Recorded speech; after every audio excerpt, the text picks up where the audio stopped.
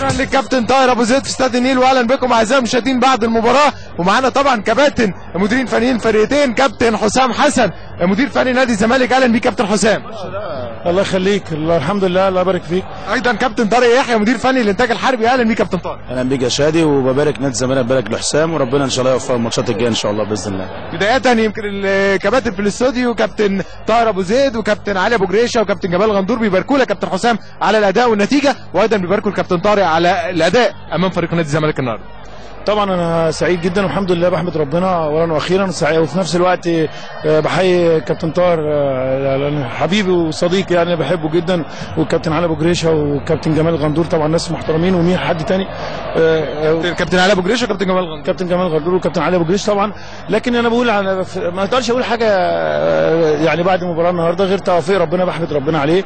وبقول للكابتن طارق يحيى هارد لك مع فرقه عاملين النهارده، يعني هو ده الحصان الاسود او زي ما بيقولوا الحصان البطوله الفريق الانتاج، مش عشان هو واقف موجود الكابتن طارق، ولكن فرقه توصل للمعدل النقط دي في اول صعود ليها في الدوري الممتاز. فانا بقول لهم هارد لك، وبقول لجمهور الزمالك اللي انا بعشقه جدا، بقول لهم مبروك عليكم يا رب.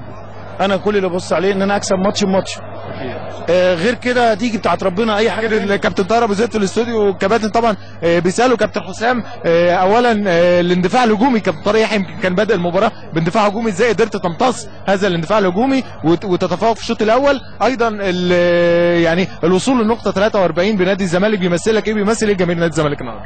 والله طبعا يعني حاجه الحمد لله بحمد ربنا عليها، زي ما قلت فرحه الجمهور الزمالك والنتيجه والمكاسب اللي اتحققت اللي فاتت، يا رب تدوم ان شاء الله. فلكن الاندفاع الهجومي لو بنتكلم على الناحيه الفنيه، مش موضوع الاندفاع الهجومي مننا ولا من الانتاج. كابتن طارق بدا المباراه بهجوم قوي كابتن طارق. لا طبعا، بص هو طبعا يعني كل الاحترام والتقدير لنادي الزمالك، ما ينفعش افتح الملعب قوي، ولكن انا حاولت بقدر الامكان نضغط على الجناب. انا عارف طبعا دماغ كابتن حسام، وشفت مباريات نادي الزمالك كتيره. نادي الزمالك بيعتمد على استرايك احمد جعفر والقادمون من الخلف زي ما بيقولوا. فانا حاولت بقدر الامكان ان انا اعمل كتره عاديه، لعبت ب 4-4-2 زي نادي الزمالك بالظبط، عشان ما يبقاش فيه زيادات في الملعب.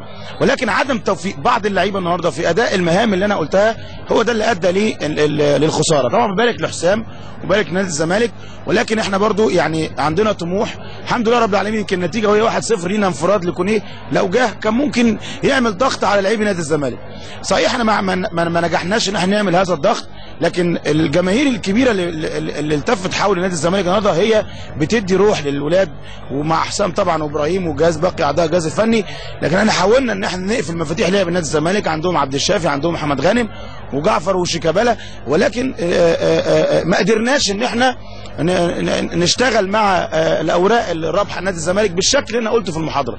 لكن بحيي لعيبه على الاداء، وبحيي حسام، وبحيي كل اللي قدموا المباراه النهارده، ويكفي ان الناس استمتعت باللقاء. احنا يمكن حسام قال كلمه مهمه جدا، قال لك ان احنا بناخد ماتش بماتش، واحنا نفس الكلام، انا باخد الماتش بماتش، يعني ما عنديش تطلعات. مباراه تليق فعلا بصاحب المركز الخامس ومركز الثاني.